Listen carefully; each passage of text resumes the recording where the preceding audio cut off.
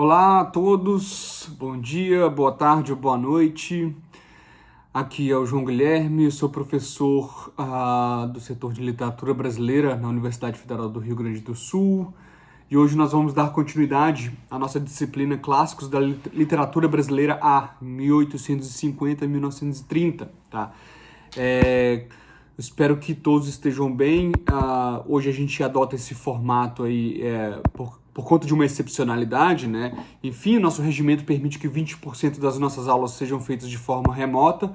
Eu tenho uma preferência particular pelo presencial, mas infelizmente o que nos leva hoje a adotar esse formato são as condições, né, os últimos acontecimentos, o desastre climático pelo qual tem passado aí o estado do Rio Grande do Sul, a nossa cidade de Porto Alegre e outras cidades do estado, da região metropolitana, enfim, alagamentos, chuvas torrenciais, enfim. Espero que esse vídeo encontre vocês em segurança, que todos vocês estejam bem. Meu desejo é que a gente consiga superar isso, mas a gente sabe que também, por outro lado, esses eventos fazem parte de um contexto maior das mudanças climáticas que, para ser resolvido, a gente vai ter que adotar medidas mais profundas e estruturais no nosso modo de produzir e reproduzir a vida, tá? Enquanto sociedade, isso numa escala global, tá? Ninguém vai escapar disso. A verdade é essa, né? Hoje a gente se reúne então aqui para falar de uma outra catástrofe. Também, assim, se a gente entende o que a gente está vivendo hoje como um antropoceno ou um capitaloceno, isto é, algo que decorre da ação humana, a gente também aqui vai falar de outra catástrofe deliberada, né? Sobretudo pelas classes dominantes, assim como que a gente tem vivido, né? Sobre as classes dominantes. E é um movimento muito curioso, porque a gente vai fazer um debate bastante longo aqui. Eu vou introduzir a aula de hoje, introduzindo da perspectiva com a qual a gente tem trabalhado na nossa disciplina. Esse é o debate que a gente tem feito até aqui sobre a questão da brasilidade, da formação do Brasil e como esse livro se insere, mas é um fato bastante curioso que nós vamos tratar hoje, que é a Guerra de Canudos, porque é um evento que, na época, ele nos diz muito sobre o que somos, né? Na época em que ele aconteceu, ele teve uma campanha na mídia muito grande em favor do massacre do povoado de Canudos, que é um povoado que fica ali no interior da Bahia, que, curiosamente, é a região que no Grande Sertão Veredas do Guimarães Rosa, lá nos anos 50, final dos anos 50, corresponde ao Liso do Sussuarão, enfim. Mas voltando aqui, para esses eventos que ocorrem aí, na década de 90 do século XIX, você tem esse povoado que surge na Bahia a partir de um líder religioso, que é o Antônio Conselheiro, que se reúne aí nessa região formando o povoado de Canudos, e contra o qual se insurge aí o Estado brasileiro, tá? Na época em que isso acontece, como eu vou delimitar com mais calma, há uma campanha midiática imensa apoiando aí o massacre daquele povoado, cheio de notícias falsas, de fake news, né, para poder mobilizar a opinião pública em favor do massacre.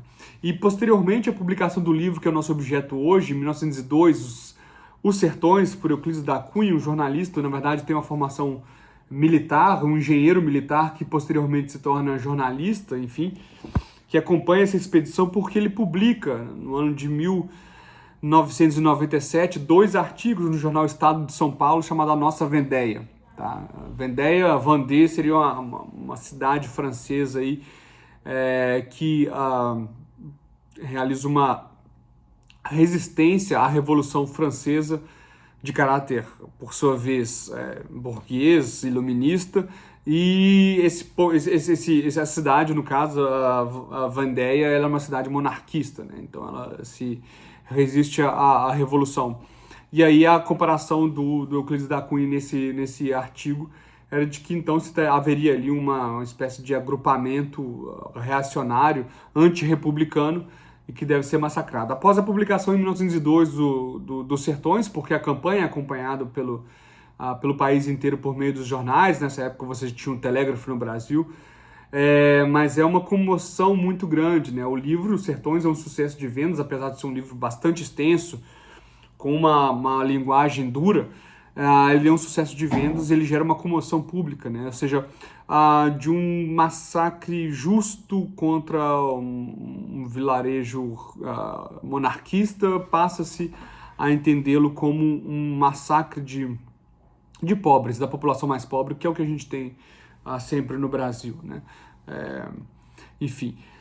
Mas hoje em dia a gente tem expedientes muito parecidos, né? Essa mobilização da opinião pública por meio de notícias falsas, de criação de comoção aí, né? De massas, enfim, por fins que se dizem aí, enfim, progressistas, democráticos, republicanos, mas que na verdade acabou se mostrando bastante reacionários, né?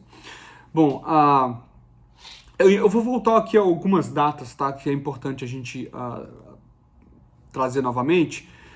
No século XIX, 1808, é a data que o Dom João V vem para o Brasil e aí fugindo das tropas do Napoleão, né? Ou seja, a gente tem a Revolução Francesa no finalzinho do século XVIII, depois a gente tem a Revolução Haitiana, logo em seguida. E aí, bom, a Revolução Francesa termina aí com a restauração e a ascensão de Napoleão ao poder, mas o Napoleão, dizendo de uma burguesia que está um tanto aí aliada também aos valores ao ancien regime, de uma espécie de acordo, mas ele mobiliza suas tropas. Esse fim que tem a Revolução Francesa se dá muito por causa a gente está falando não do país França, mas do Império Francês, isto é, tem uma questão maior aí que é as empresas coloniais francesas, o segundo ciclo do colonialismo, ou seja, a França se constitui como um império e o ímpeto mais conservador da burguesia, de uma certa burguesia, se coloca muito em razão disso, tá? Da continuidade desse processo colonial pelo globo terrestre, tá? E aí o Napoleão sai pela Europa, o Hegel diz que é o espírito a cavalo, né? Ele sai pela Europa exortando aí para poder produzir a queda do regime antigo em diversos países, né? E isso força a vinda da coroa para o Brasil, tá? Em 1922 a gente tem a independência proclamada pelo Pedro I, em 1888 a abolição da escravidão, tá? Por uma pressão da Inglaterra, enfim, que a gente viu isso, né, nas primeiras aulas, né? Em 1997, portanto, a gente tem a publicação do texto da nossa Vendéia, né? O texto do jornalista Euclides da Cunha, falando sobre a expedição chefiada por Moreira César, enfim, um militar, que é o Coronel Moreira César, ele tem um apelido de corta-pescoço. Ele tinha acabado de reprimir a Revolução Federalista no sul do Brasil, e ele fracassa, é a terceira expedição que perde para os os moradores de Canudos, tá? E aí arma-se então, portanto, a expedição final, que seria a quarta expedição, a qual se junta o próprio Euclides da Cunha para acompanhar aquilo ali e seguir como uma testemunha ocular. E nisso aí ele gera, então, isso se dá por conta do convite, mas também um convite que parte do Estado, mas especialmente do jornal Estado de São Paulo, que o revela, então, enquanto um intelectual, enfim, por conta desse artigo, e o leva para essa expedição, gerando, por sua vez, um texto dele, que é o Diário de uma Expedição, então, um conjunto de textos, de reportagens acerca da empresa aí de Canudos. Esses textos vão servir como base para a publicação em 1902 dos Sertões, que, como eu disse, gera um sucesso de vendas. É um livro que é bastante importante e comercialmente, e produz um impacto tal na opinião pública que faz, na verdade, a opinião ir de 8 a 80, isto é, no primeiro momento você tem a população é insensada a odiar mesmo, né? Você vai fomentar aí na população uma posição bastante violenta em relação àquele povoado e para o apoio para sua dizimação, sua destruição completa. E aí você tem uma completa reversão nesse quadro sobre o qual a gente vai ler depois, tá?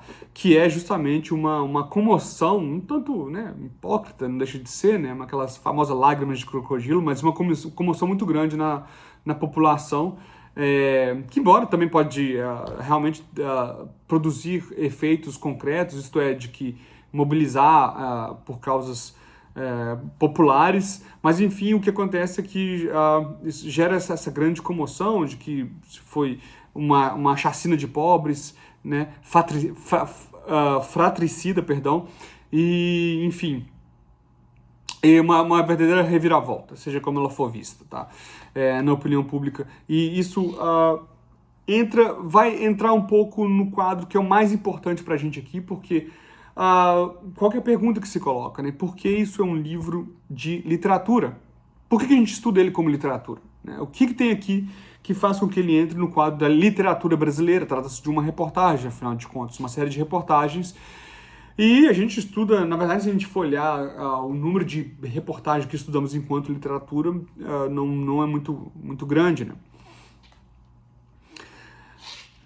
Mas voltando ao que nós estamos tratando ao longo deste curso, tá? Desde o início, tá?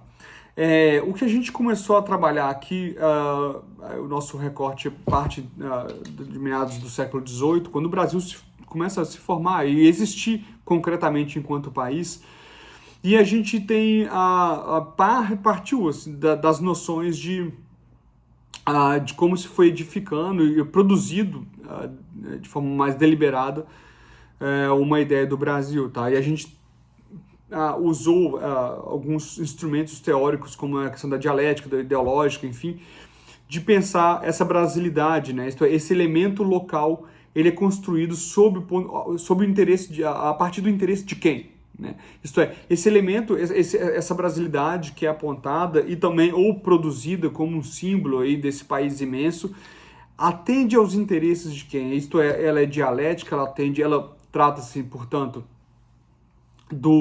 da redução do país ao ponto de vista de uma classe subalterna, ou ela é ideológica, né? Trata-se da redução do país a uma unidade, isto é, a uma brasilidade que corresponde aos interesses da classe dominante, né? E nessa toada a gente viu o Guarani, Zé de Alencar, Memória do Sargento de Milícias, do Manuel Antônio de Almeida, na última aula do Brás Cubas, né? Acho que foi o livro, se a gente começou numa ponta, no Guarani, que é mais deliberadamente colocado aí por diversas razões, entre as quais o fato aí do indígena ele abdicar de sua própria cultura em favor da cultura do colonizador, né? Isso é um dado um tanto óbvio do livro. E o Brás Cubas já uma ironia bastante corrosiva ali, e o livro ser narrado do ponto de vista de um jovem, um liberal escravocrata, né? Ou seja, um jovem que estuda direito, das classes média alta, das classes altas, enfim, do topo da pirâmide aí, o fato dele estudar direito, dele ser hipoteticamente ser um profissional liberal, mas que acaba não exercendo a profissão, vivendo de relações de favor, etc. E aqui, na sua casa, montar em cima do Prudêncio, que é o seu escravizado, que posteriormente vai terminar como mercador de escravizados também. Mas isto é, você ter essas ideias aí, essa formação liberal do ponto de vista do trabalho intelectual, mas que aqui está numa economia escravocrata, né? No entanto, a gente viu que como o livro ele produz diversos procedimentos de distanciamento, ironia, de metalinguagem, de autorreferenciação, de uma certa opacidade, que reforça o fato de daquele ponto de vista ele não coincidir com o ponto de vista do seu autor, que ser antes a produção de um tipo, né? De um tipo que ele é um ponto de vista sobre a sociedade.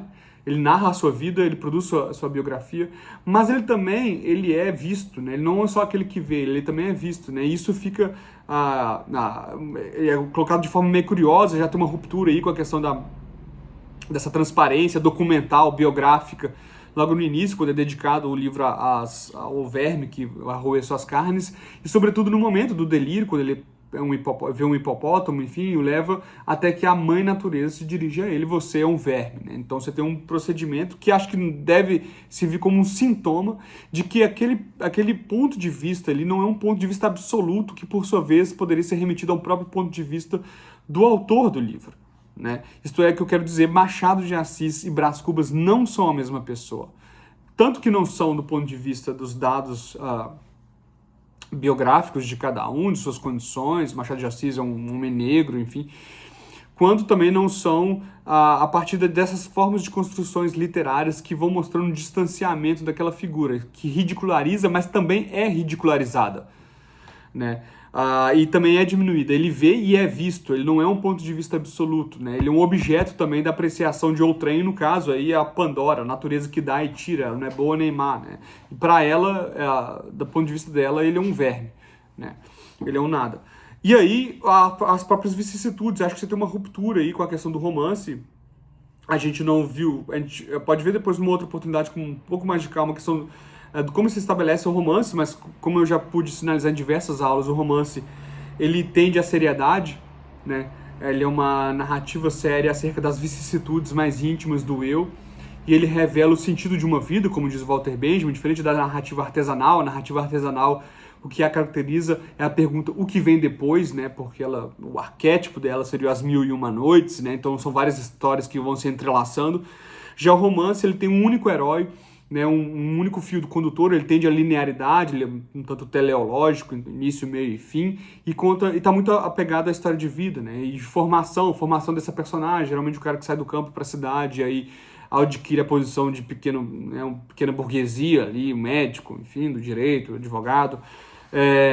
O romance tem essa tendência à unidade, né, e sobretudo um trato sério, né, apaixonado da vida, um trato que no final das contas, todas aquelas dificuldades, o sofrimento, enfim, vão gerar aí uma ascensão no fim, né? Vão gerar um final um tanto redentor, né? Ele tem essa questão bastante linear e com esse fim para onde culmina tudo, né? Enfim, você tem e sobretudo, essa caminhada de um homem, né, no mundo do herói problemático e no mundo vazio de significação, né, uma significação que vai ser construída. O Lukács diz, né, o herói problemático caminha no mundo sem Deus, né. Mas enfim, que ele caminha, mas ao fim e ao cabo, ele tem aí um momento de ascensão no fim, tá? E nas memórias póstumas, na verdade, você tem só negativas, né? O último capítulo do livro é um capítulo de negativos, ele não deixa nada, não constrói nada, ele não faz nada, ele não ascende a lugar nenhum, ele vive das relações de favor, né? Um cara que se preocupa com a justiça, né? Torturando os escravizados que moram na sua casa.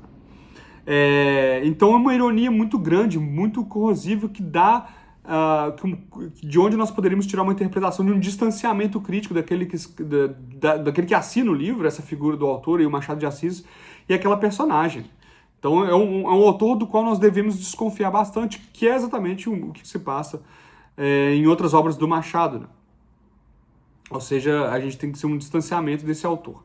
E o livro, o tempo todo, ele coloca isso, tá? Bom, então eu acho que a grosso modo a gente poderia dizer assim que a gente estaria numa outra ponta aí do Guarani, porque se essas classes altas aí estão não sendo um ponto de vista compartilhado conosco, mas ao contrário, um objeto de um olhar, de uma crítica, quer dizer que o ponto de vista, então, se essa classe dominante está sendo ridicularizada, estereotipada, mostrando sua brutalidade, a sua violência, como ela é bastante irracional, como ela não é exatamente uma elite, mas ela domina pela força, ela não tem um caráter de elite no sentido de ser ilustrada, de poder guiar a sociedade de alguma forma que seja, quer dizer, então, que a gente tem um ponto de vista mais dialético, porque se ele critica essas classes dominantes, ele se coloca a favor, portanto, das classes mais baixas.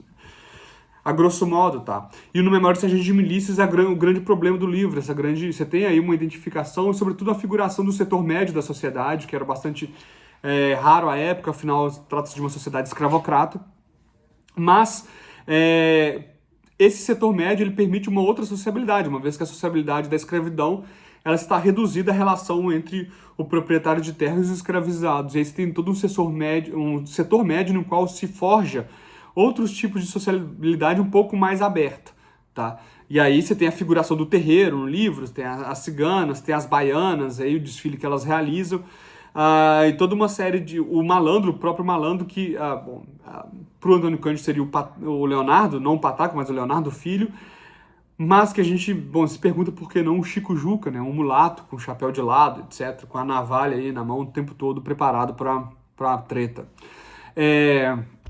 Mas se o livro pode ser lido como um livro de formação, isto é, o caminho de um cara que aí vai realizando várias confusões até seu momento em que ele termina por meio de uma relação de favor do sargento, que é o polo da ordem, ele termina ali como, na verdade, casando com uma menina que era proprietária de escravizados e termina numa condição boa aí pelas relações de favor, pela sua condição de raça, de classe, etc., que medida isso não seria algo um tanto ideológico também, né?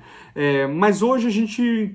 eu acho que hoje a gente tem um maior problema aqui. A gente vai encarar um maior problema, tá?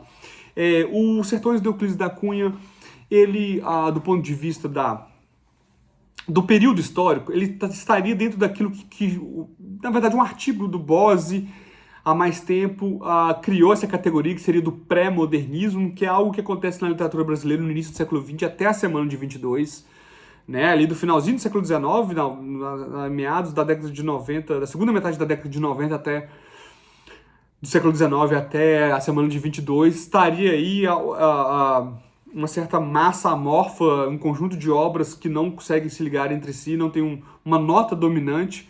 E aí se colocou isso tudo na categoria que fosse chamada como pré-modernismo. Os críticos a essa designação vão falar assim, não, olha só, já há modernismo ali, e o que quer dizer modernismo, né? Bom, literatura moderna, ela pode ser definida da seguinte maneira, tá? Literatura moderna é aquela literatura que entra numa relação crítica reflexiva em relação à modernidade, tá? Tanto do ponto de vista formal, quanto do ponto de vista semântico, do seu enredo, do seu assunto, tá? Do ponto de vista formal, você tem o romance e a poesia, e o que acontece com eles para constituí-los enquanto literatura moderna. Na poesia, a gente tem aí a tríade francesa Baudelaire, Mallarmé e Rimbaud, que por sua vez tem uma influência muito forte do Edgar Allan Poe, mas que são os grandes responsáveis pela constituição de uma lírica moderna. E nela você tem duas coisas, basicamente, do ponto de vista da forma, você tem uma quebra com as formas fixas, com a versificação e a adoção aí de formas livres, da não versificação, do verso branco, isto é, sem rima. E do ponto de vista mais semântico da poesia, você tem entrado, o poético até então se constituía como uma oposição ao prosaico. Né? O que é o prosaico? Aquilo que é banal, né? Da vida cotidiana, extremamente cotidiana. Então você tem basicamente torna-se assunto e objeto da poesia aquilo que é da vida cotidiana, né, aquilo que e sobretudo nas grandes cidades, né, mas aquilo que é o grotesco, né, a poesia é muito vinculada à ideia do belo, né, da beleza e do sublime, daquilo que é a manifestação formal de uma realidade maior, transcendente. E aí não, você vai entrar na poesia, vai ser assunto da poesia, pequenas passagens da vida cotidiana, da cidade, um trapeiro que passa, enfim, e aspectos banais, prosaicos da vida, tá? Então esse elemento do prosaico vai paulatinamente invadindo o poético. A gente vai ter na poesia do Baudelaire um grande marco disso aí, tá? Na questão da literatura, do romance, você tem duas coisas muito importantes, né? Você tem a quebra com a linearidade, com esse aspecto teleológico de início, meio e fim. Aí a literatura moderna vai se dar... Vai ter alguns marcos, né? A Virginia Woolf, o Ulisses, do James Joyce, enfim, entre outros, tá? Kafka. Você tem essa quebra com essa linearidade, com essa narrativa teleológica, essa narrativa linear, com início, meio e fim. E eu acho que do ponto de vista E isso também tem implicações para a questão semântica, isto é, se não há um início, meio e fim, uma ação coordenada, linear, cronológica, também você vai ter, do ponto de vista semântico, do enredo, por exemplo, histórias nas quais nada, hipoteticamente, acontece. Né? Um Kafka, por exemplo, né? Alguém, após uma noite de sonhos intranquilos, né? O protagonista se vê transformado num inseto, e é isso. Né?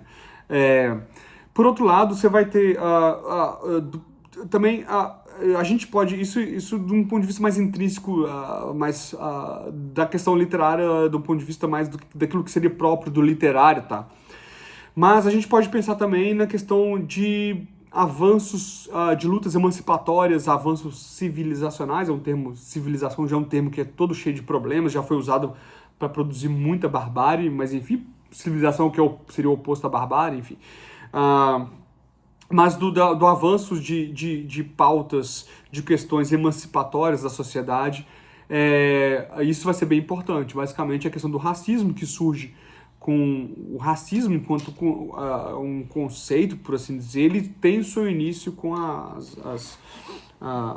assim chamada acumulação primitiva, que vai gerar o capitalismo, né, a empresa colonial, enfim, o colonialismo, a conformação de impérios coloniais pelo mundo, globais, tá? E, enfim, a posição da mulher, enfim, e todas essas lutas emancipatórias, então, à medida que a literatura vai incorporando isso e avançando em relação a isso. Tudo isso para dizer que hoje a gente vai começar lendo, e eu vou convidar vocês à leitura. O texto está aí no Moodle, vocês podem acompanhar comigo.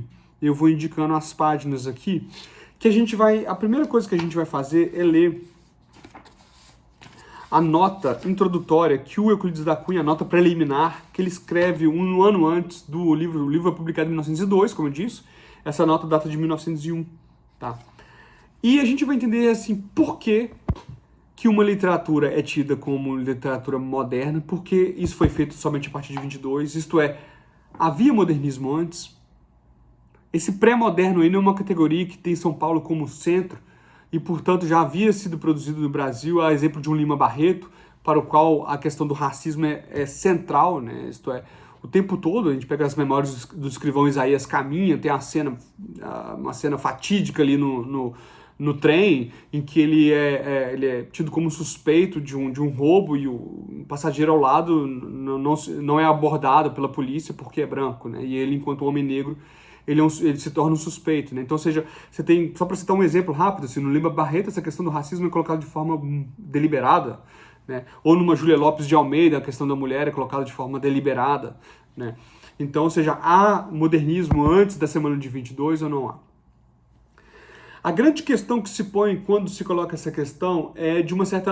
A grande questão, não, perdão. Uma série de obras que são elencadas aí a partir dessa questão, o que elas hipoteticamente trariam seriam tanto do uso de procedimentos formais que correspondem, portanto, corresponderiam à constituição de uma literatura moderna, que foram os que eu citei, já literaturas de textos que do ponto de vista formal já produz experimentalismos, enfim, já quebra com formas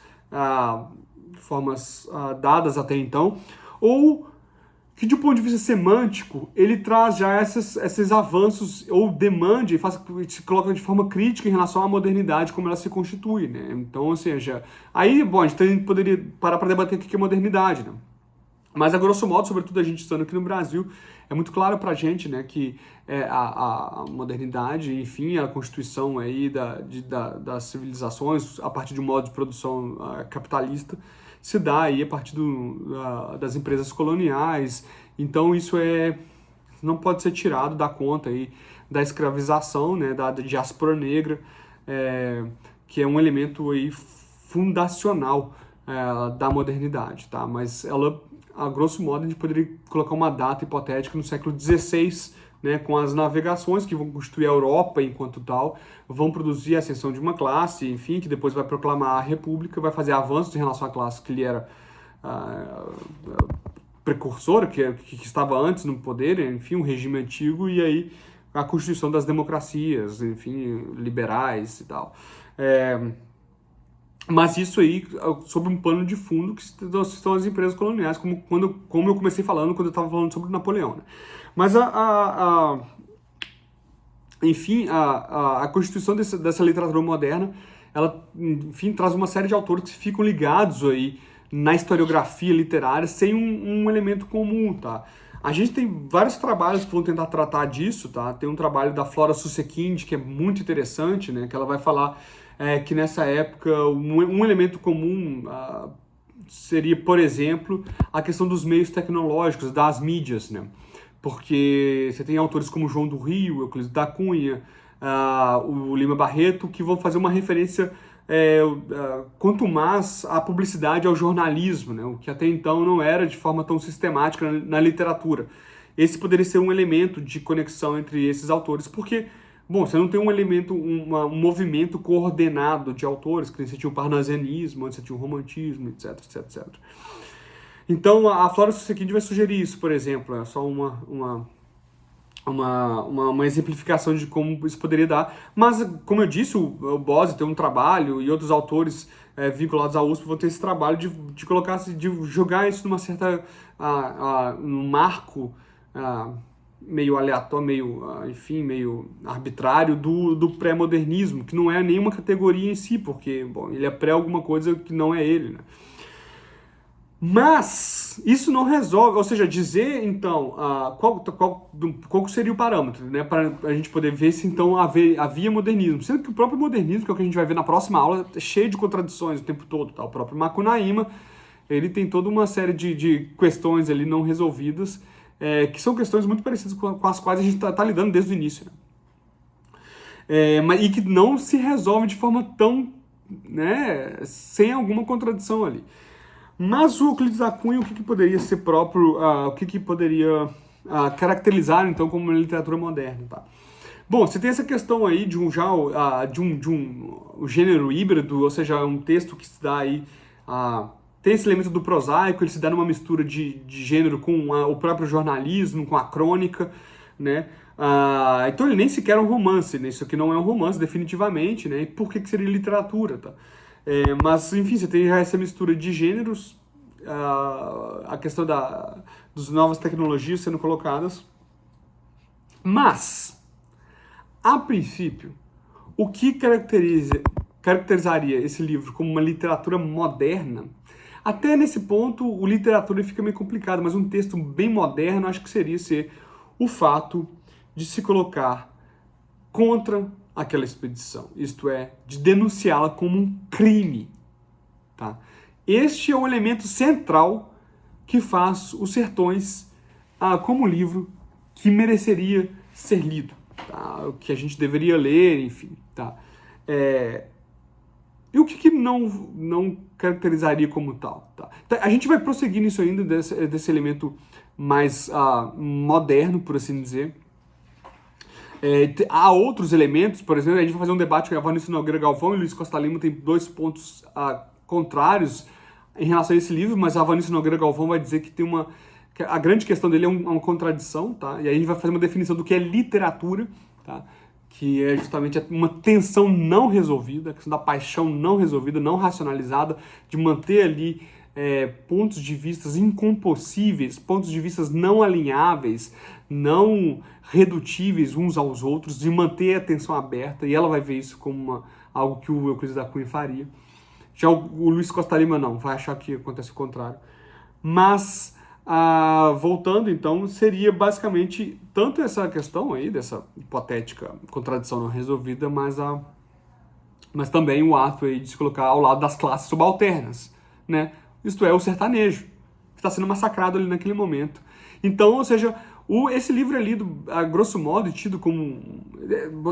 obviamente que ele tem vários interesses, a própria questão quase ali etnográfica, né, enfim, ou jornalística, né, de relatar aquela terra naquele momento, naquele tempo, e essa guerra, já demanda um interesse por si só, né?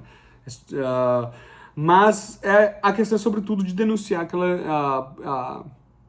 aquela expedição como um crime, tá? Bom, é uma leitura possível, tá? Eu vou pedir para vocês, então, acessar o texto. Eu deixei no mudo para vocês, deixa eu acessar aqui para a gente ir acompanhando junto, estou com a minha edição. E olha só, vejam lá, então, portanto, na nota preliminar, tá? Vamos ler essa nota preliminar, eu vou ler essa nota preliminar, vou colocar o que está postulado aqui. Escrito nos raros intervalos de folga de uma carreira fatigante, este livro, que a princípio se resumia à história da campanha de Canudos, perdeu toda a atualidade, remorada a sua publicação em virtude das causas que temos por escusado apontar. Damos-lhe, por isto, outra feição, tomando apenas variante de um assunto geral, o tema, a princípio dominante que o sugeriu. Intentamos esboçar, palidamente, embora, ante o olhar de futuros historiadores, os traços atuais mais expressivos das sub-raças sertanejas do Brasil. Intentamos esboçar palidamente, embora, ante o olhar de futuros historiadores, os traços atuais mais expressivos das sub-raças sertanejas do Brasil. E fazemos-lo porque a sua instabilidade de complexos e fatores múltiplos e diversamente combinados, aliadas às vicissitudes históricas e deplorável situação mental em que jazem, as tornam talvez efêmeras, destinadas a próximo desaparecimento ante a exigência crescente da civilização e a concorrência material intensiva das correntes migratórias que começam a invadir profundamente nossa terra. O jagunço, destemeroso, o tabaréu ingênuo e o caipira simplório serão em breve tipos relegados às tradições evanescentes ou extintas. Primeiros efeitos de variados cruzamentos destinavam-se talvez à formação dos princípios imediatos de uma grande raça. Faltou-lhes, porém, uma situação de parada, ou equilíbrio, que não lhes permite mais a velocidade adquirida pela marcha dos povos neste século. Retardatários hoje, amanhã se extinguirão de todo. Ou seja, a primeira coisa que a gente tem que notar aqui, primeiro que ele designa o sertanejo e todas as raças que o compõem como sub-raça. Mas tem um porém. Ele acha que ali faltou alguns elementos que poderiam, ao contrário, gerar uma grande raça. Essa é uma espécie... Essas duas questões, essas duas visadas do Euclides da Cunha essas duas visadas vão gerar uma espécie de confusão na crítica, né? Porque é essa possibilidade de gerar uma grande raça que vai falar assim, vai manifestar uma certa simpatia ao sertanejo lá na frente, tá? O sertanejo, antes de tudo, um forte, tá? Ele continua. A civilização avançará nos sertões impelida por essa implacável força motriz da história que Gumplowicz, maior do que Hobbes, lobrigou no lance genial, no esmagamento inevitável das raças fracas pelas raças fortes. A campanha de Canudos tem, por isso, a significação inegável de um primeiro assalto em uma luta talvez longa, que nem enfraquece o acerto, o têmula realizado nossos filhos do mesmo solo, porque, etnologicamente indefinidos, sem tradições nacionais uniformes, vivendo parasitariamente à beira do Atlântico, dos princípios civilizadores elaborados na Europa, e armados pela indústria alemã, tivemos na ação um papel singular de mercenários inconscientes. Além disto, mal unidos àqueles extraordinários patrícios pelo solo, em parte desconhecido, deles de todo nos separa uma coordenada histórica, o tempo. Aquela campanha lembra um refluxo para o passado, e foi, na significação integral da palavra, um crime. Denunciemo-lo. E tanto quanto permitir a firmeza do nosso espírito, façamos jus ao admirável conceito de Taine sobre o narrador sincero que encara a história como ela merece. Euclides da Cunha, em São Paulo, em 1901. Aí tem duas coisas muito importantes, né? Ele denuncia, sim, a empresa de Canudos, né, a guerra, como um crime, e os sertões vai ser a denúncia desse crime, basicamente. Porém, ele vê uma equação aí, tá? Ele entende que a gente não tem uma cultura própria, sobretudo a gente estando na ponta, ali na borda, no litoral, que é por onde cresce as nossas grandes cidades, a nossa civilização, por assim dizer, né? Toda litorânea, as grandes capitais estão no litoral. Só que ali a gente está em um influxo incessante com o exterior, né? Com a Europa e os Estados Unidos, pelo comércio que vem pelo mar. E aí a gente não se constitui como uma civilização própria, com características próprias. Ao contrário, lá em Canudos tem algo interessante, porque tem um pessoal que está incubado ali. Tá? No entanto, eles são retardatários. Isto é, eles estão presos aí com a diferença de séculos em relação ao desenvolvimento intelectual, tecnológico que seja. Tá? Mas ali, e outra, né? São sub-raças. São raças inferiores, tá? E isso aí vai traçar o que necessariamente vai ser dizimada e destruída pelas raças superiores, tá?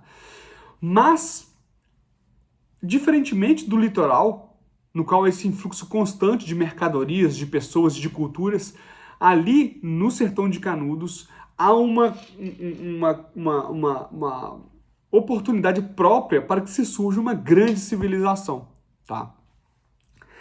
Bom, aí está traçado as grandes contradições, estão traçadas as grandes contradições de Euclides da Cunha que vão gerar um debate muito grande, que nós vamos tratar ao longo dessa aula, tá? O que eu posso adiantar para vocês é que nós estamos muito próximos de tudo aquilo que nós trabalhamos até então, isto é, das questões que vieram do romantismo, que traçaram, por sua vez, notas dominantes do que vai ser o modo pelo qual o Brasil vai ser pensado, tá? Então, o que a gente viu, por exemplo, no José de Alencar? O que a gente chamou, a grosso modo, de mestiçagem conservadora, isto é, você tenta pensar um próprio do Brasil a partir da mistura das raças, mas você não abdica de pensar essa mistura a partir de uma hierarquia entre as raças. Então, não só a raça branca ela é superior, ela se mistura com a indígena sob determinadas condições, mas ela é superior, mas também do ponto de vista cultural, isto é, ali só se admite essa mistura na medida em que o indígena abdica completamente de sua cultura. A gente até viu, eu citei a questão da diferença entre genocídio e etnocídio, segundo Pierre Clastres, né? Desculpa.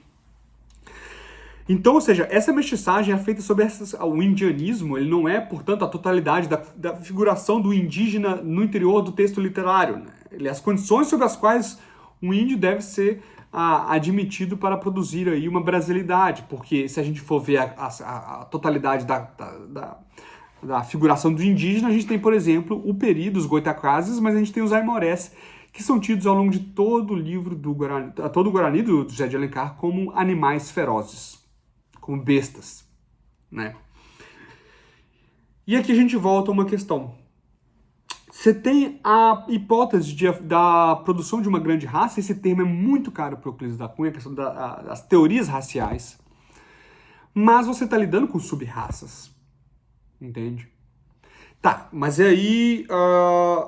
mas se ele se põe, portanto, João, a favor do sertanejo e vê aquela campanha como um crime, vamos denunciar, e o sertanejo é, antes de tudo, um forte, então ele não se põe, não se trataria de uma abordagem um tanto dialética, porque ele se põe ao lado dessas classes aí, enfim, da população, que é a grande maioria da população brasileira, né? Bom, aí a gente vai ter que... Bom, se ele faz isso, se assim ele procede, a gente trata de um texto moderno, de uma literatura moderna, tá? Porém, se ele faz isso sob determinadas condições, isto é, se ele procede assim porque ele vê no sertanejo uma oportunidade da produção de uma raça propriamente brasileira, e é o que ele está apontando aí quando ele diz que ali no sertão há as condições que não há no litoral, quer dizer que a gente, na verdade, está de frente a um texto neo-romântico, isto é, que atualiza esses valores que seriam próprios do romantismo, tá? Que é essa ideia da constituição, de pensar uma raça própria brasileira, da constituição daquilo que seria propriamente brasileiro, tá? Essa é a grande dicotomia o aparente paradoxo dos sertões do Euclides da Cunha. E eu selecionei para vocês, tem um material aqui no Moodle que está disponível, que é a gente vai ler alguns trechos da Vanessa Nogueira Galvão, que ela vai pensar um pouco a partir disso, a ideia dela é um pouco, basicamente assim, essa equação é algo irresoluto no Euclides da Cunha, e é justamente isso que faz a modernidade do seu texto, porque ele deixa isso em aberto. E isso é produzido porque basicamente você tem um narrador objetivo, impassível, que usa dessas teorias raciais da sua época para observar o meio e a população e fazer aquelas anotações de cunho racista, mas ao ver aquela barbárie que está sendo produzida ali, esse eu objetivo, impassivo, que quase não se coloca enquanto eu, né? Quase uma... Né? Ele vai ter um tom mais em terceira pessoa, enfim, mas que de repente ela é quebrada, um tom meio épico, né? Mas de repente entra um drama ali, em primeira pessoa, algo dramático, um pathos, uma paixão desse narrador. Ela quebra com essa impessoalidade da terceira pessoa e se coloca ali e fala, não, isso aqui é um crime. E aí ele se coloca ao lado do sertanejo. E é justamente essa contradição que faz Os Sertões ser um livro de literatura, isto é, dele manter, porque segundo a Vanice Nogueira Galvão, literatura é o pathos da linguagem, isto é, a literatura não é a linguagem como transparência, não é a linguagem científica, a linguagem que a gente tem num sinal de trânsito, né, numa placa de trânsito, num jornal, isto é, que diz, e a relação dela com o referente é uma relação de transparência, isto é assim porque é assim, fim. Né? A literatura é o contrário disso. Ela é a linguagem enquanto opacidade, uma linguagem que mantém aí a ambiguidade, a polissemia, ela é o pathos, portanto, a paixão, isto é, essa híbris aí manifestada nessa mídia, né? Então, ou seja, ela não é algo transparente. E aí, a grande questão dos Sertões é, num texto de narrativa objetiva, cientificista, teorias raciais, insurge, ele é quebrado, perfurado por um narrador em primeira pessoa que manifesta sua revolta diante de um massacre, de um genocídio, e se coloca, e manifesta sua paixão, e diz, o sertanejo é um forte. Isso aqui foi um crime, vamos denunciá-lo. E é justamente essa contradição irresoluta do texto literário que faz dele ser literatura. Tá? Porque não há nada a princípio nesse livro que faz ele ser literatura. Além disso, para Vanice Nogueira Galvão, há uma intertextualidade desse texto, porque ele é dividido em 3 grandes momentos, né? Há 3 grandes capítulos, que é a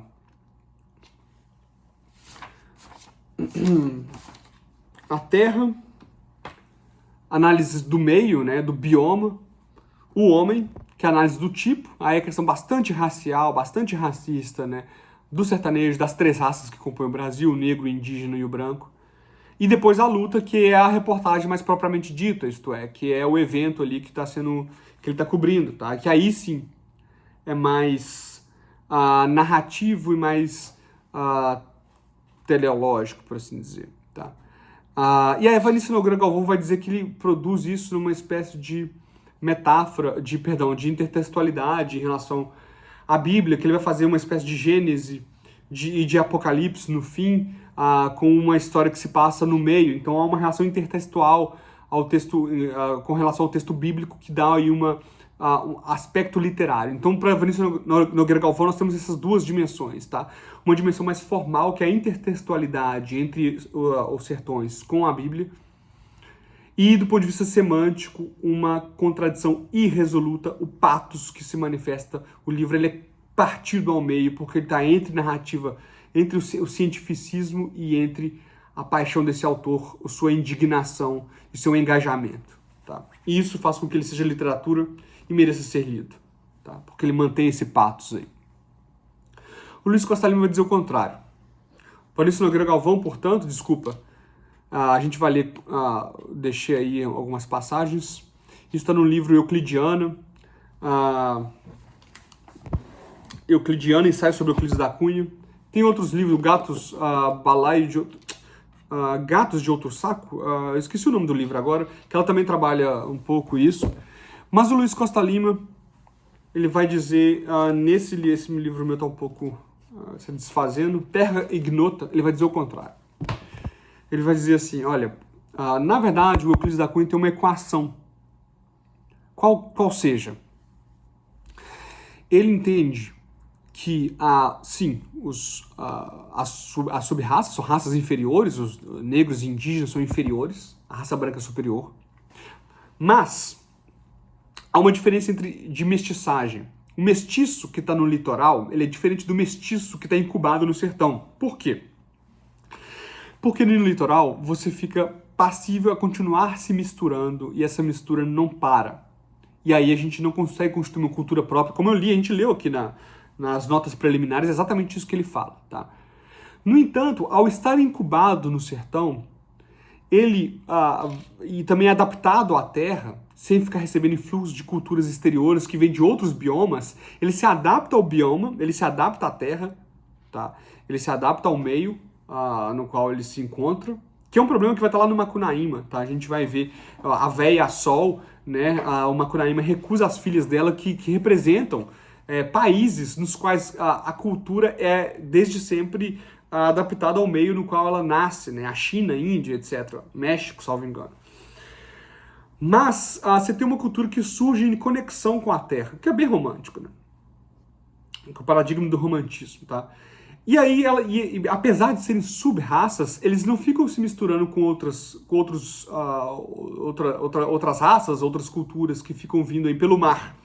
Eles ficam ali no sertão, ficam sendo incubados. Então, na verdade, para o Costa Lima, essa contradição ela é aparente. Por quê? Porque o que se perde, na verdade, é a oportunidade de se trazer né? De se produzir ali, de se manter aquele raio, porque ali tem um germe de uma nacionalidade, porque se pode produzir a partir daquela mistura sem a interferência exterior.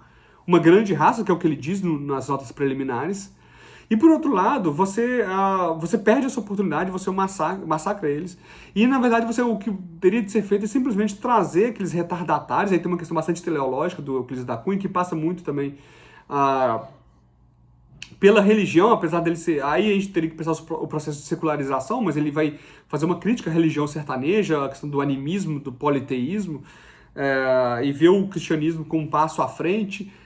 E apesar de ser um republicano e tal, mas a questão da religião é trazida para o centro do debate, né? Enfim, porque nesse momento a grande questão é justamente você ter o Estado é separado da religião, né? Com a proclamação da República, né? Então, a grande questão que se passa ali de ser um líder religioso também, né? Aí vai vincular o fanatismo, mas a questão da religião é central para o Euclides da Cunha, né? Que ele vai ver necessariamente o politeísmo e o animismo como uma coisa atrasada, que é o contrário, por exemplo, que a gente tem lá no Guimarães Rosa, tá? O Guimarães Rosa, este elemento aí do animismo, ele é constitutivo da narrativa, tá? Não se pensa o Grande Sertão Veredas sem pensar no Liso do Sussuarão ou no Cavalo do Riobaldo, mas sobretudo no Liso do Sussuarão como uma personagem daquele livro, tá?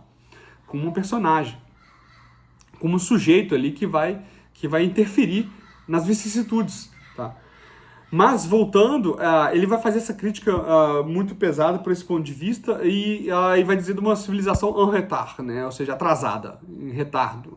Né? Então a grande questão basicamente é que se perdeu duas oportunidades ali, de trazer aquele povo para o nosso tempo e de preservá-los, porque ali você tinha um germe de uma raça própria brasileira. Então veja, a questão do Euclides da Cunha é muito... eu lembro que eu discuti isso uma vez com uma aluna, foi muito interessante. Ela falou assim, cara, mas a questão dele não é um embranquecimento? Não é um embranquecimento. Tá, mas se não é um embranquecimento, ele não vê as raças, o negro indígena, não necessariamente numa posição inferior ao branco? Não, também não. Tá? Então, por quê? Porque o que o Euclides da Cunha quer, segundo Luiz Costa Lima, é produzir uma raça própria brasileira. Tá? Nem que para isso o branco tido como superior tem que se misturar com raças tidas como inferiores, segundo a acepção, o modo como ele leu Gumplowicz, tá? Que é um teórico polonês, enfim, não vou entrar nisso, tá?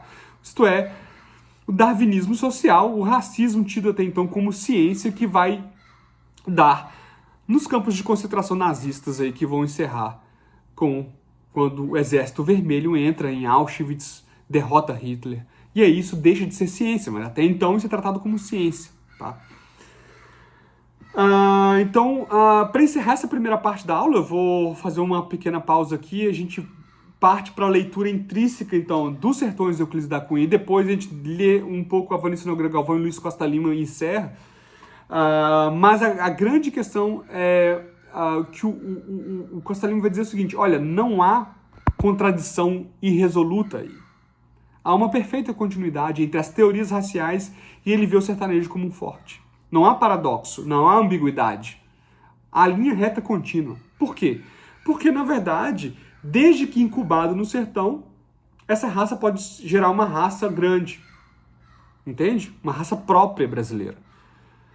Então, ou seja, ele vê o sertanejo como forte, ele tem simpatia ao sertanejo porque ele vê essa incubação, esse isolar, que ele vai chamar, numa determinada passagem do livro, esse isolamento no interior do Brasil como uma grande oportunidade, que difere a mestiçagem aí desse sertanejo dos mestiços neurastênicos do litoral.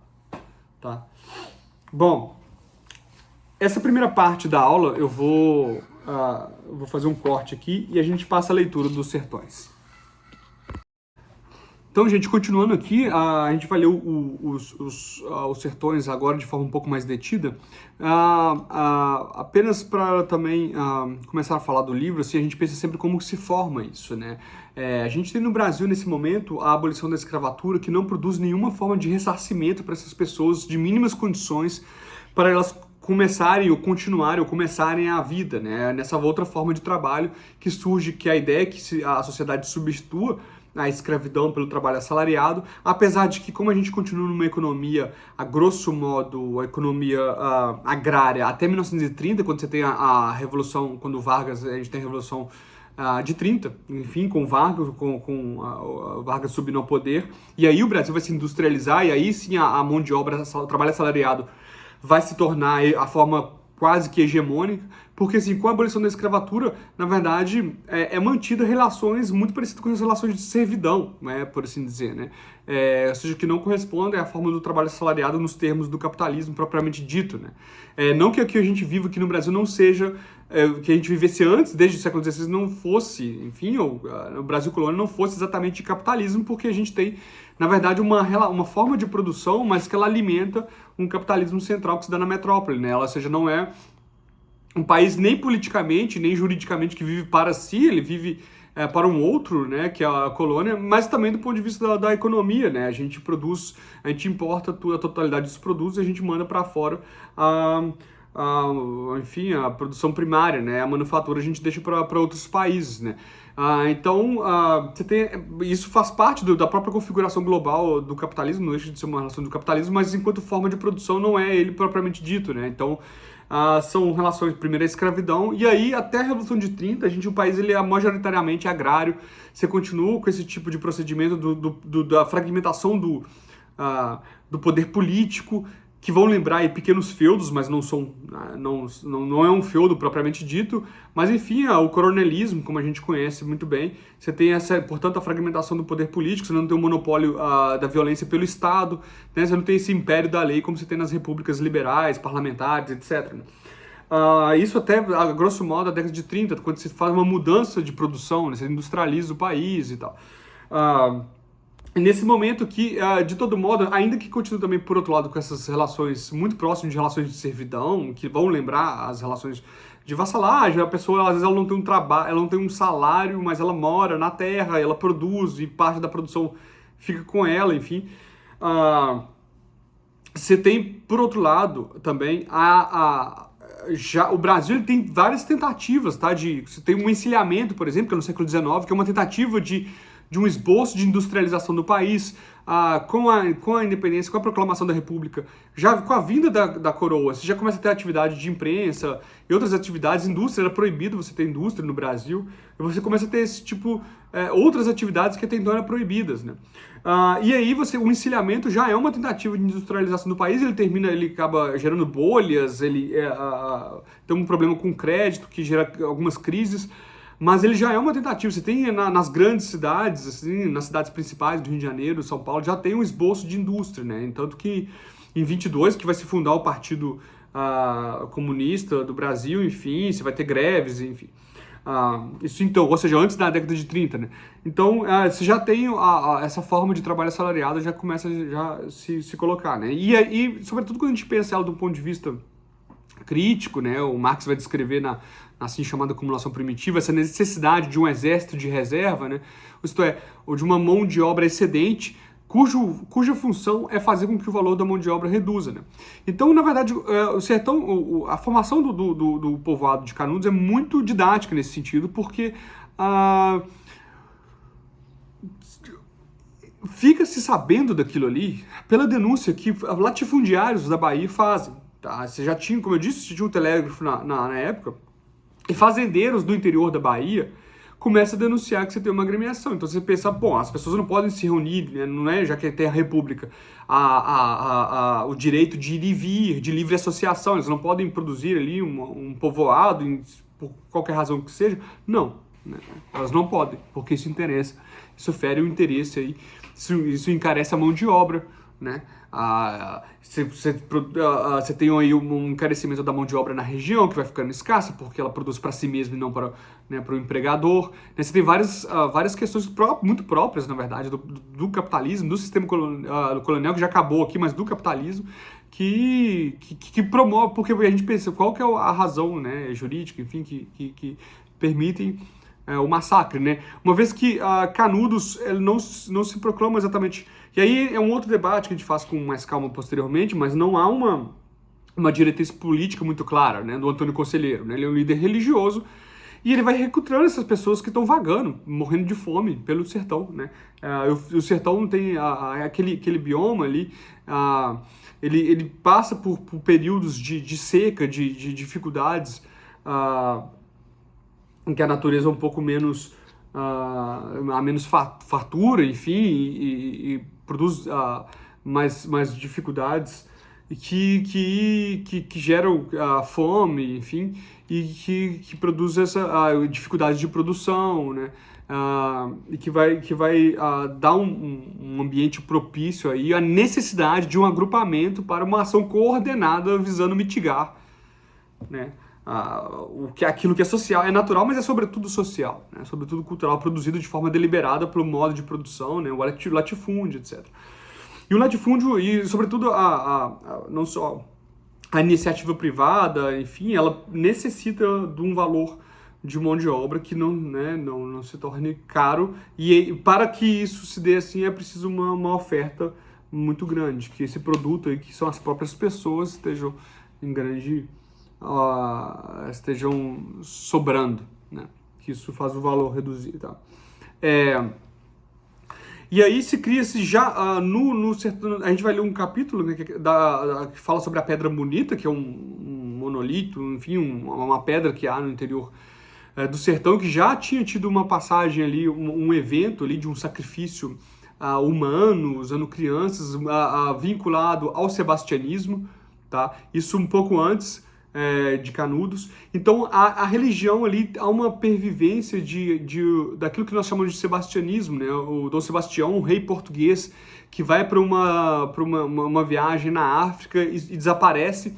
Isso gera em Portugal uma espécie de messianismo acerca da volta desse rei, que com a volta dele as coisas vão, enfim, melhorar. Então, ou seja, é um tipo de procedimento muito próprio do messianismo, que a gente já tem com o monoteísmo, com o judaísmo, e o Cristo o Messias que vem, enfim, mas que é já bem conhecido. Mas forma-se uma cultura messiânica a partir desse rei, e que, por sua vez, essa cultura tem uma recorrência no Nordeste muito forte, tá? Ela acaba entrando ali na cultura popular nordestina, sobretudo a partir desse evento aí, que é um evento da Pedra Bonita que cristaliza, né? Existe um livro do Araripe Júnior sobre isso, existe um livro, existem diversas obras, A Pedra do Reino, do Ariano Suassuna, o Pedra Bonita, me fugiu o nome agora, deixa eu achar,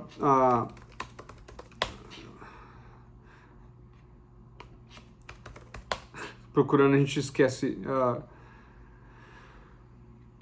do José Lins do Rego, claro, assim, que é o principal autor do regionalismo, enfim, tem esse livro, então tem toda uma tradição de um certo messianismo nordestino que torna propício ali aí o advento do Antônio Conselheiro, sobre o qual a gente tem pouquíssimas informações, mas que vai reagrupando aquelas pessoas até se assentarem no povoado de Canudos, tá?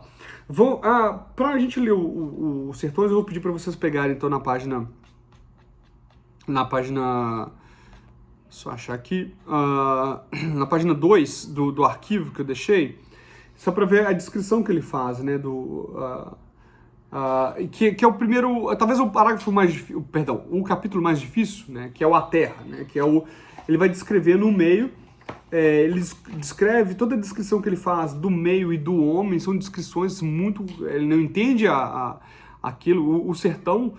E aí, só um parênteses, tá? Eu ia dizer que ele não entende o bioma, tá? Seja da Caatinga, seja do Cerrado, como uma forma de vida. Ele entende como algo áspero, algo inferior em relação a outras formas, tá? Assim como ele vai ver o sertanejo como alguém inferior a outras raças, tá?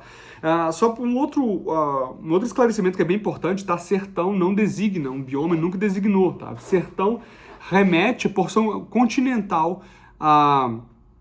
Na verdade, o termo, a sua origem é de designar terras desconhecidas, portanto não civilizadas, ou com povos não civilizados, povos que vivem em estado de natureza.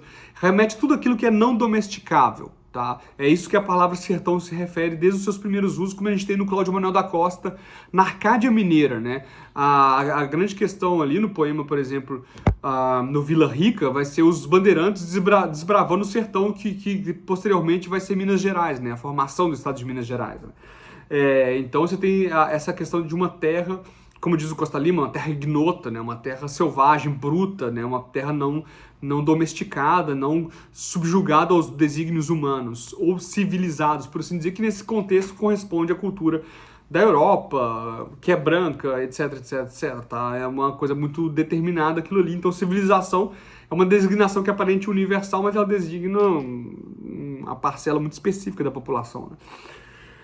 E sertão, na verdade, diz isso, e no caso do Brasil, eu estava dizendo que ele diz de uma parcela continental, porque o Brasil, a colonização do Brasil se dá pelo litoral, né? Então, todas as grandes capitais são, com exceção, né? Bom, tem várias exceções hoje, mas no primeiro momento se dão pelo litoral. Rio de Janeiro, Salvador, a primeira capital, depois o Rio de Janeiro, enfim, todas as cidades vão se formando ali. São Paulo já mas é muito próximo do litoral também, né? Assim, é uma cidade que é muito próxima do litoral e, a grosso modo, a civilização, a colonização do Brasil se dá pelo litoral, que é um paradigma para o Costa Lima em oposição ao sertanejo, tá? Ou seja, o mestiço do litoral é um paradigma que está em oposição ao mestiço do interior do Brasil, né? Então você tem essa posição muito clara entre interior e litoral e porção continental do país por Euclides da Cunha, como larga medida está na tradição, né?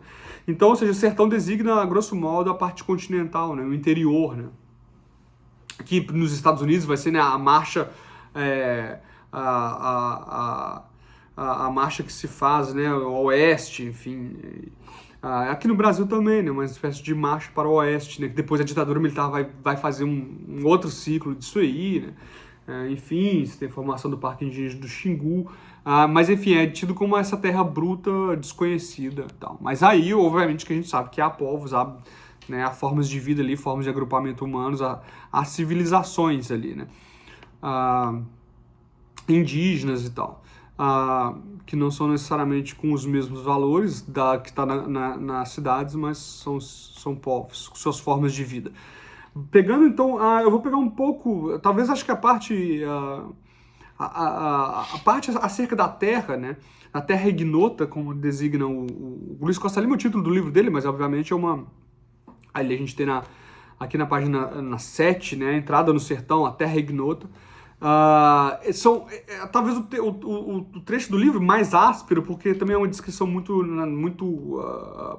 rígida, e de forma a rebaixar também de grande medida essa terra, tá? Esse espaço. Desculpa, gente, é na página 8, tá?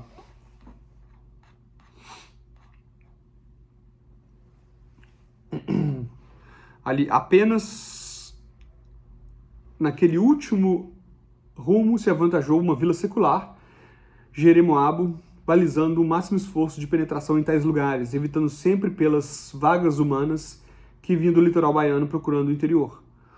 Uma ou outra cortou rápida, fugindo, sem deixar traços. Nenhuma lá se fixou, não se podia fixar. O estranho território, a menos de 40 léguas da antiga metrópole, predestinava-se a atravessar absolutamente esquecidos 400 anos de nossa história, né? E aí ele faz esse giro aí da tentativa de colonização do sertão, mas também da questão de fixação, que vai remeter à própria vegetação, da dificuldade de se fixar ali, que é justamente esse o fragmento Terra Ignota, né?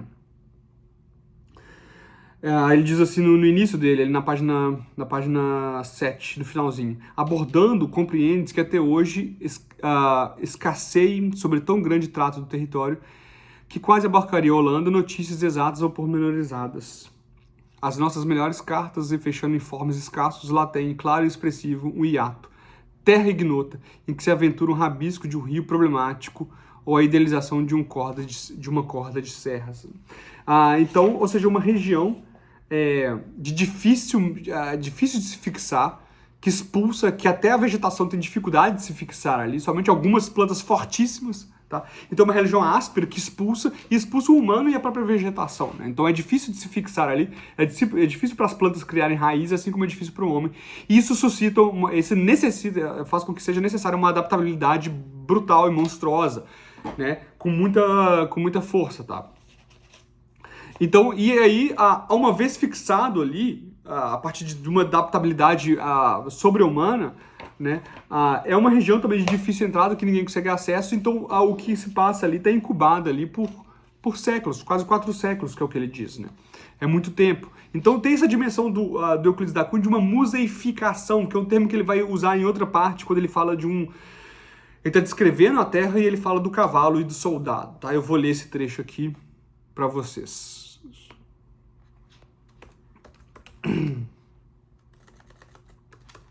Tá na página... Esse trecho, ele é fundamental. Higrômetros singulares, tá na página 18, tá? Eu dei um pulo aqui, depois eu volto mais um... Não, esse aqui é ótimo pra gente ler.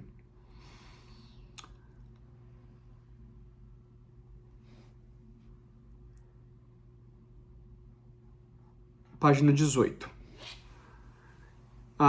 O sol poente desatava, longa, e sua sombra pelo chão, e protegido por ela, braços largamente abertos, face volvida para os céus, um soldado descansava. Descansava havia 3 meses.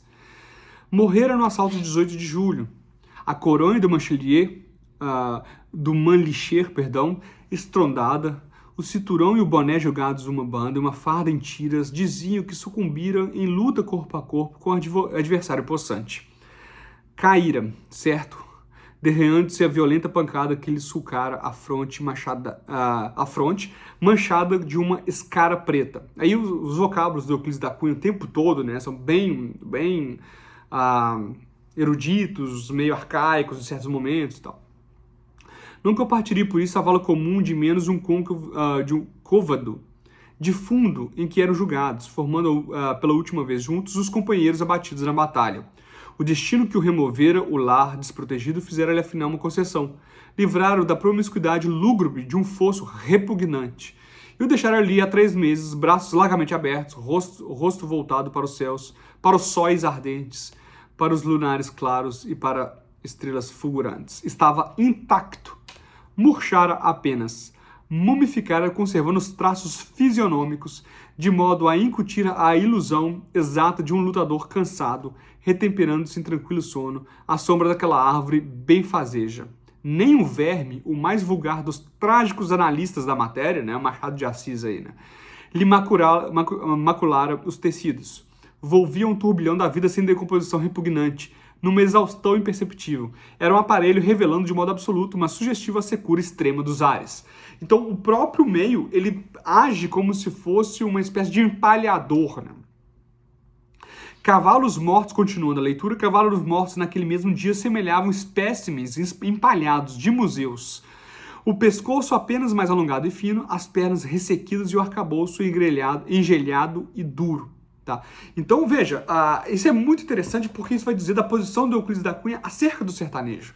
Aquela é uma terra de difícil entrada, de difícil criar raízes, que você não se estabelece nela. Mas uma vez estabelecido e se adequando às condições do meio, aquilo ali preserva, né? Então aquilo ali incuba, né? Aquilo ali não é muito pouco maleável, por assim dizer, em todos os sentidos, é muito duro, né? É de pedra, tudo ali é pedra, né? Pedra, ar seco, pedra, poeira, né? E tem essa sorte de pouca água, né? Então é uma forma de desidratar esses corpos, que é o modo pelo qual geralmente se empalha, desidratando, né? Inclusive com frutas, né? Para fazer durar, que elas durem mais a validade, você retira a água, desidrata, né? Isso faz com que permaneça no tempo com maior eficácia, né? Então, você tem próprio do sertão essa força empalhadora de museificação, que é, por sua vez, o modo pelo qual Euclides da Cunha vê o sertanejo. Tá?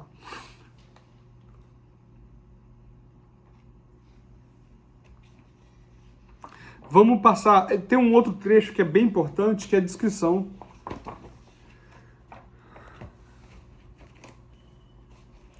na página 25 das favelas, tá? Página 25.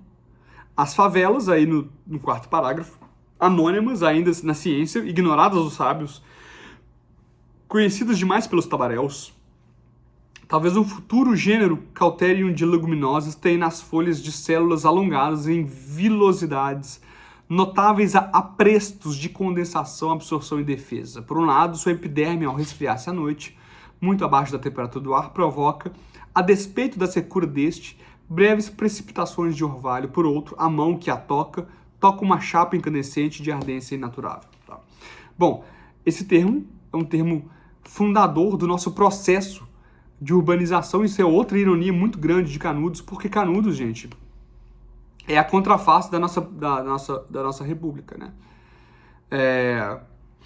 Isto é, a nossa república, ela é erigida em cima de um massacre brutal, de um genocídio, de um massacre brutal. E aí tem uma outra ironia, porque quando os soldados voltam da campanha, né? Obviamente as baixas patentes do exército, não as altas, mas as baixas patentes, eles vão ocupar terrenos, morros, especialmente no Rio de Janeiro, onde há essa planta, e por isso vão encontrar essa planta ou plantas muito similares que vão dar um nome aí a essas agremiações, essas comunidades que se formam nas encostas, né, que são justamente os terrenos que não há propriedade ou já não estão ocupados, por assim dizer, que o Estado abandona ou não está ainda ocupado de alguma forma, então, que são as favelas, né? Que é o nome de uma planta, então é uma planta que havia no sertão de Canudos. Tá. Mais à frente um pouco, a gente vai ter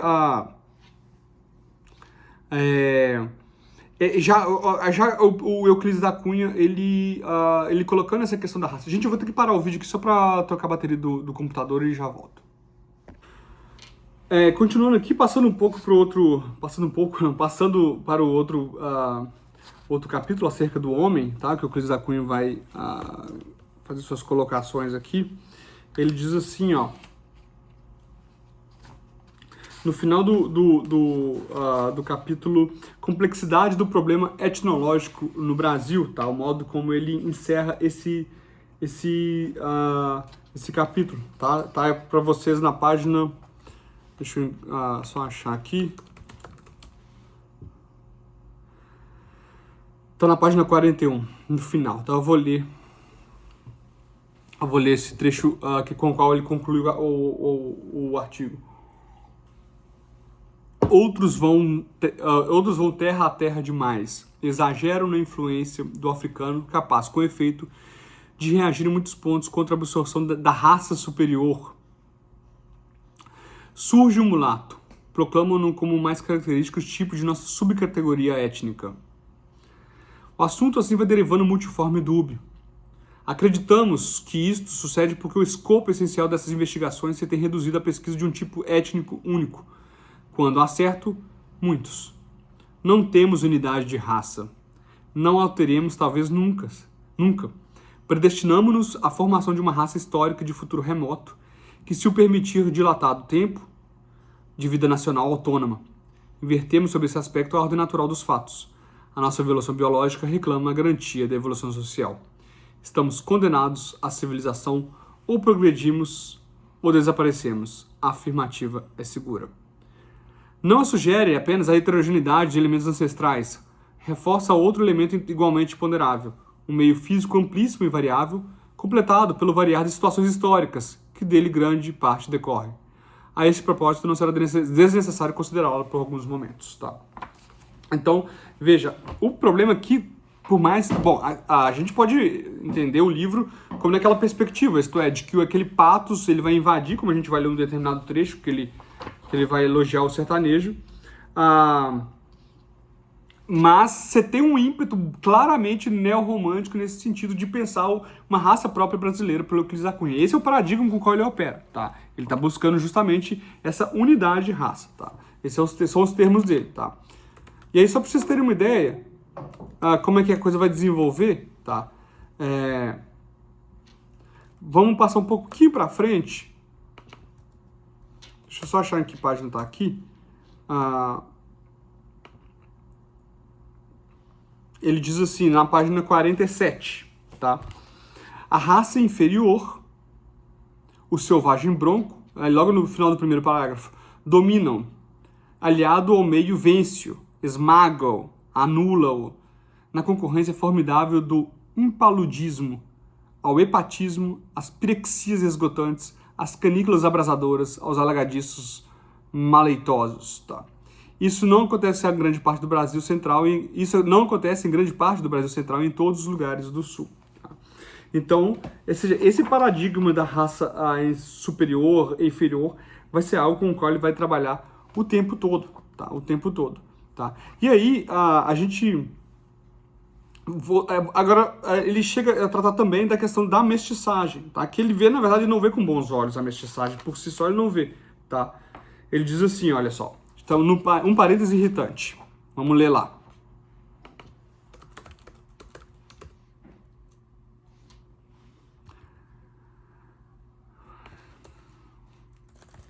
Deixa eu só achar aqui. Pronto. Abramos um parênteses. A mistura de raças muito diversas é, na maioria dos casos, prejudicial. Deixa eu achar meu...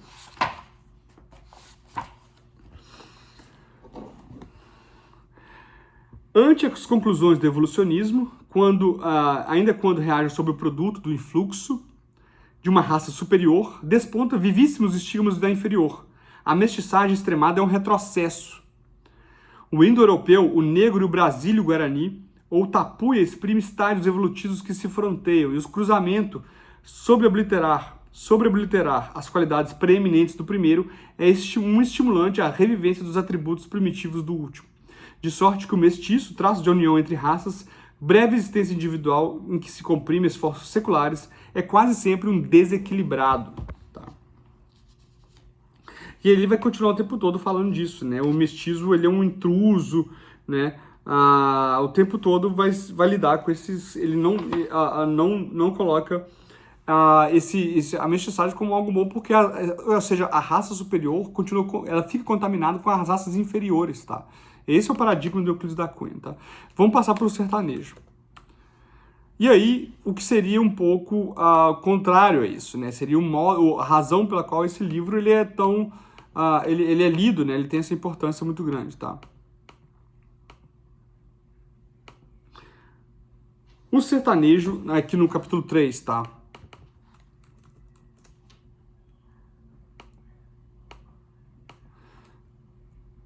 Na página 66. O sertanejo é, antes de tudo, um forte. Não tem o raquitismo exaustivo dos mestiços neurastênicos do litoral.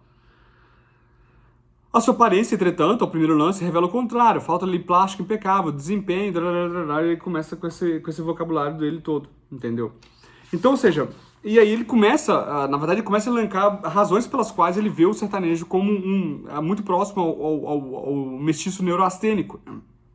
Mas a grande questão é, o sertanejo está adaptado ao meio. Ele é forte, ele resistiu e se adaptou, tá? Então você tem nessa ideia, e ele conclui lá no fim do vaqueiro, que ele fala do vaqueiro, né? Passando um pouco para frente, ele vai falar do gaúcho também, né? Que é uma pseudo-antropologia dele, né? Sem fundamento nenhum, que hoje a gente sabe que não tem qualquer valor, né? É inconstante, ele terminando esse fragmento do vaqueiro logo mais à frente, né? É inconstante como ela, é natural que o seja viver e adaptar-se e talhou a sua maneira bárbaro, impetuoso, abrupto, né? Então, esse problema da adaptação ao meio, mas que, por outro lado, pode dar uma força e uma questão, uma diferença forte do sertanejo em relação ao mestiço que está lá no litoral, tá? E aí, eu acho que um dos momentos mais interessantes desse livro é as considerações que ele fala no capítulo A Religião Mestiça, tá? Não sei se alguém se interessa por essa temática, sobretudo no Grande Sertão Veredas, vale muito a pena ler depois o Grande Sertão, porque o Guimarães Rosa vai fazer um comentário ao Euclides da Cunha, num texto, em outra ocasião,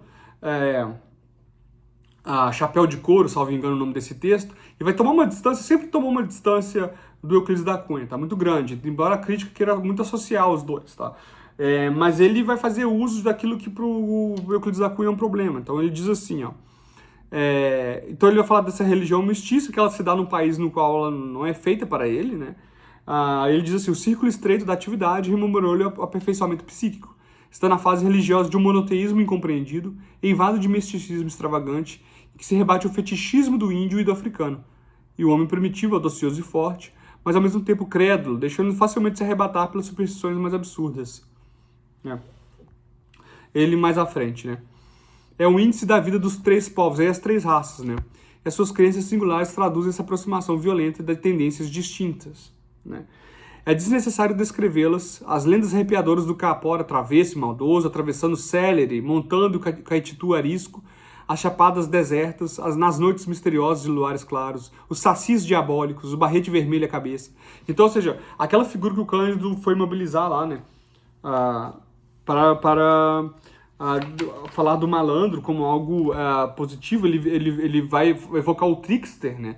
E comparar o malandro a ele, né? E aqui isso tudo é deliberadamente rebaixado, tá? Um pouco mais à frente, em Fatores Históricos da Religião Mestiça, ele diz assim, ó, não seria difícil caracterizar como uma mestiçagem de crenças. Ali estão francos o antropismo do selvagem, o animismo do africano e o que é mais o próprio aspecto emocional da raça superior na época do descobrimento da civilização, né?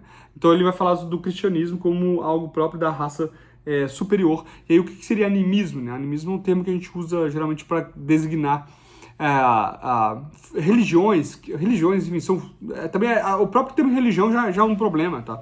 Mas são culturas para as quais elementos concretos da existência têm ânima, têm anima, têm alma, isto é, eles são... Então, ou seja, a montanha não é só um objeto que você pode ir lá destruir e usar o minério, enfim. Ele tem uma importância por si só. Ou seja, essas divindades aí, os seres sobre-humanos, eles são vinculados a questões concretas, tá? Eles estão distribuídos na vida empírica, por assim dizer, enfim, de forma bastante concreta, tá? O que é bastante racional, né? Porque na verdade você está falando, o Sol tem uma importância, mas o Sol está ali, eu estou vendo ele, né? E ele produz uma coisa importante, ele faz a fotossíntese, ele dá calor pra gente, ele permite a vida na Terra. Então é algo que, por outro lado, é muito curioso isso, que tem um sentido intrínseco, que não pode ser negado.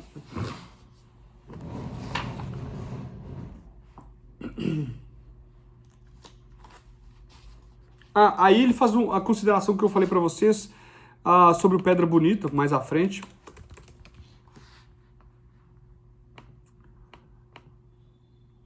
Na página 82, ele vai contando, né? As agitações sertanejas do Maranhão à Bahia não tiveram ainda um historiador, não esboçaremos sequer. Então ele vai contar um dos fatos, tá? Este lugar foi, em 1837, teatro de cenas que recordam sinistras solenidades religiosas dos Achantis. Um mamaluco e o Cafuz, um iluminado, ali congregou toda uma população de sítios com vizinhos e agarimpando-se a pedra anunciava convicto a próprio advento do reino encantado do rei Dom Sebastião, tá? Então, como eu disse, aí ele vai falar da cena de um sacrifício de uma criança, que era algo então que teria se passado em 1830 aí no sertão, em Pedra Bonita, onde tem esse monolito aí no interior de Pernambuco. E eu não sei se vocês conhecem também o filme do Glauber Rocha, né, O Deus e o Diabo na Terra do Sol. É um livro, é um filme sobre isso. Ele faz uma remissão a isso e tem toda a tradição Araripe Júnior, todos os escritores sobretudo o Ariano Suassuna, né, e todos os escritores que a gente citou aqui, o José Lins do Rego também, né. Passando mais à frente,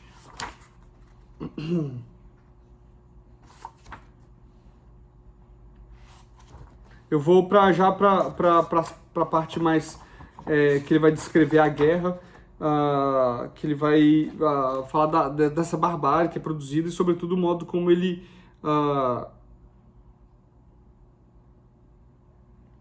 Antes disso, desculpa, gente, eu vou ler um outro trecho em Versões e Lendas, tá? Um capítulo lá na frente, tá?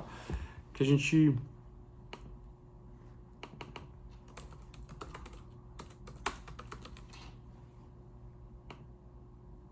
Já aí falando da quarta expedição, né?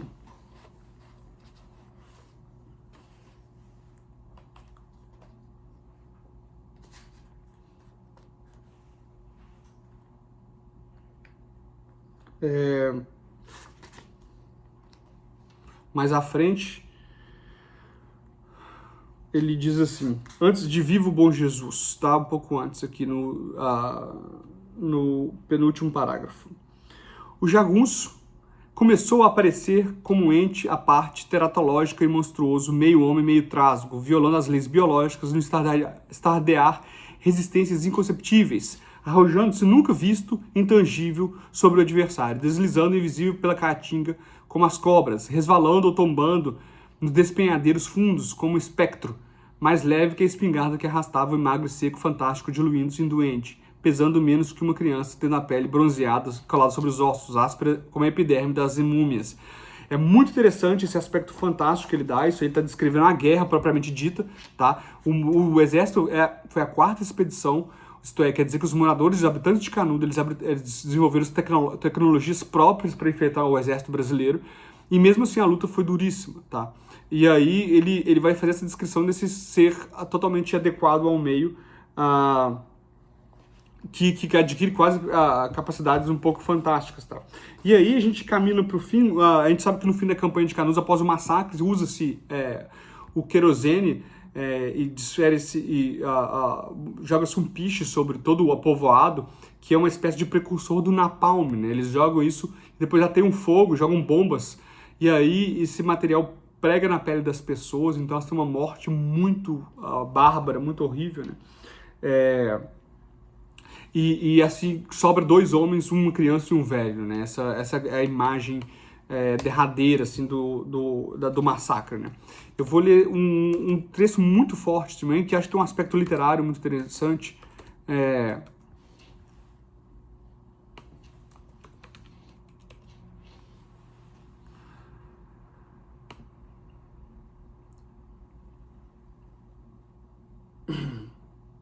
Ele diz assim, que ele está falando de uma criança, isso está na página Outra Criança, na página 302, aí no penúltimo parágrafo de vocês, tá? No antepenúltimo.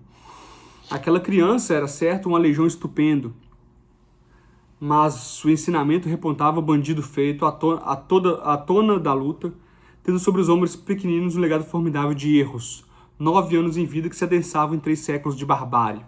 Né? E aí ele descreve essa criança, que é uma criança que está fumando cigarro, uma imagem bem forte, assim, sabe? Tá fumando, desferindo baforadas, e ela tem 9 anos apenas. Né?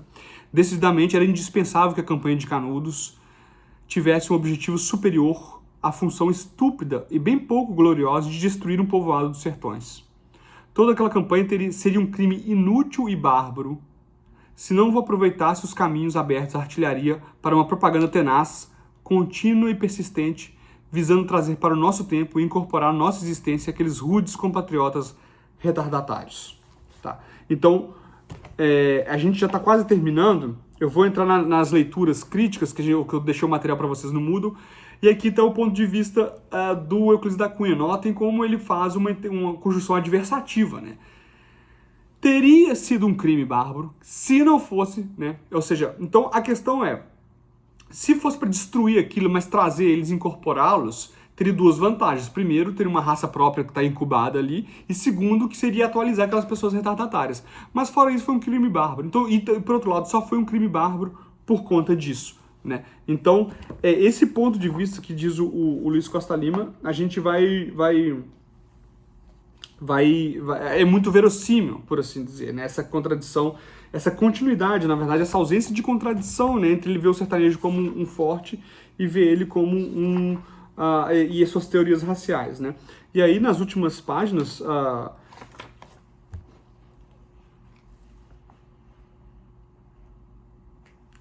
deixa eu ver aqui, só pra gente finalizar o livro.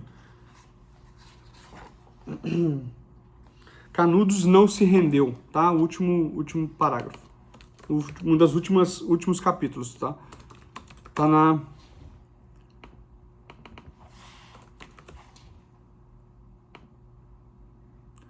Tá aí na página 351, 352. Fechemos este livro, Canudos não se rendeu. Exemplo único em toda a história, resistiu até o esgotamento completo. Expugnado palmo a palmo na precisão integral do termo, caiu no dia 5, ao entardecer, quando caíram seus últimos defensores, que todos morreram. Eram 4 apenas, um velho, 2 homens feitos e uma criança, na frente dos quais rugiam raivosamente 5.000 soldados. E aí ele fala do cadáver do Antônio Conselheiro, que ele é, enfim, ele faz a descrição desse cadáver. E, ou seja, então veja bem, né, como no penúltimo, no trecho que eu citei, você tem essa questão, né, teria sido aí um crime bárbaro caso não fosse para atualizá-los, né, então, ou seja, você tem a insinuação, você tem ele vê essa valentia de Canudos, mas ao mesmo tempo é difícil ver no Euclides da Cunha uma forma de uma solidariedade completa e restrita. Você vê que ela é ponderada, né? Isto é, só se pode ter uma simpatia a ele na medida em que ele, primeiro, promete essa incubação no sertão, essa ideia de dar uma raça própria para o Brasil, e segundo, que se ele fosse atualizado, né? Para finalizar, gente, a nossa aula, eu vou pedir para vocês pegarem, então, esse material que eu deixei aí. Eu vou ler esses 2 críticos, tá? E as considerações que eles fazem, tá? Eu vou ler, a gente começa pela Valnice Nogueira Galvão, né? O arraial de Canudos fora arrasado, depois empapado em querosene, a que foi ateado fogo com bombas de dinamite, que é o que eu falei, esse processo, que é um precursor do napalm, tá? Resistiria até o último homem tombar morto, alguns dias antes do fim, fora negociada a retirada de cerca de 300 pessoas, mulheres, crianças e velhos. Todos os prisioneiros válidos feitos ao longo da guerra tinham sido manietados e degolados, desde o início, ante a vista dos generais. É essa reviravolta de opinião que os Sertões expressará 5 anos mais tarde, quando de sua publicação vindo a ser o maior meia-culpa da literatura brasileira. Como eu disse, meia-culpa em partes, né? O esquema, e aí entra assim, por que esse livro é um livro literário? Por que ele é um livro de literatura, né? Porque o esquema é decididamente determinista. A primeira parte, titular da Terra, segue-se a continuidade do homem, e a terceira, né, o capítulo A Luta. Né? A persona de um tribuno num texto narrativo introduz o gênero dramático e seu pathos. O narrador confronta os leitores com sua enfática persuasão. Abre-se o espaço entre as alturas da tribuna, ou seja, e o auditório. Então, ou seja, tem um livro que é um julgamento daquele, né? Esse povo merece aí a morte, enfim, e de repente algo se irrompe, né, nessa posição, tá? Que desarticula ela. Não há apresentação autoanuladora do narrador épico, que se apaga para que o narrador resplandeça, mas gesticular patético do orador, afastado e elevado em confrontação, querendo convencer. Então, esse épico que narra aí esse espaço diegético, ele cede a alguém que coloca o eu ali, porque está emocionado, tá? A modernidade de Os Sertões, há tantos títulos nada moderno. Então, ou seja, tem esse problema da literatura moderna, né? Ele não é nada moderno porque é um livro racista, etc, etc, etc, mas o que há de modernidade nele, né? Nasce do seu ângulo distorcido, então a questão é um ângulo distorcido, né? Temos aí um épico que também é trágico. Épico porque é uma narrativa em prosa, trágico pois o militar se apaixona pelo seu inimigo, dando testemunho de patético de um crime. Aqui está todo o argumento, tá? Um livro cientificista que se realiza como obra de arte literária, um esquema determinista que mimetiza a Bíblia, o Apocalipse com Gênesis, porém sem redenção. Faltou o paraíso, né? Não tem paraíso. Uma demanda em que o herói é o autor. Um diálogo escrito em pelo simposiarca de convívios ausentes, um canto de bode entoado pelo verdugo. A rocha viva da nacionalidade que ali está sendo exterminada antes de se acabar é esta grande tragédia. E esta é a grande tragédia. Evidentemente, isso está em contradição com as teorias raciais que longamente expõe e endossa. Mais ou menos. Aí vai dizer justamente o Costa Lima aí em frente, na seguida, né? Na verdade, o problema não é que isso seria formar e entra em contradição com a teoria racial. Está em continuidade com ela desde que ele continua achando o sertanejo algo inferior, mas como ele vai produzir uma nacionalidade, ou seja, isso que ele está produzindo aí, o sertanejo, está em continuidade com tais teorias, né? E aí o Costa Lima diz assim, ó,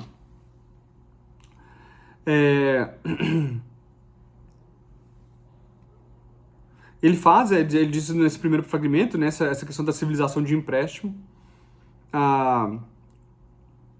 embora seja justo pensar... Então, é só um outro aspecto que o Costa Lima vai tratar no terceiro fragmento, e diz assim: literatura é um discurso menos autônomo que contíguo.